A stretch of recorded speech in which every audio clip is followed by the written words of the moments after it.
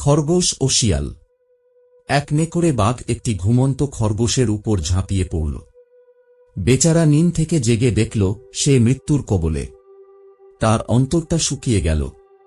সে তখন অনুনয় বিনয় করে বলতে লাগল, আমি খুব ভালো করেই জানি আমার মতো এত দুর্বল প্রাণী জাহাপনার ক্ষুধা মেটাতে পারবে না।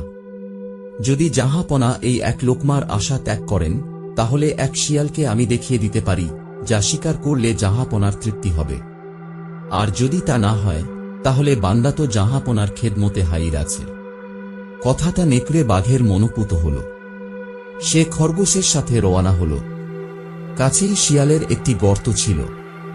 খরগোশের সঙ্গে তার অনেক দিনের শত্রুতা।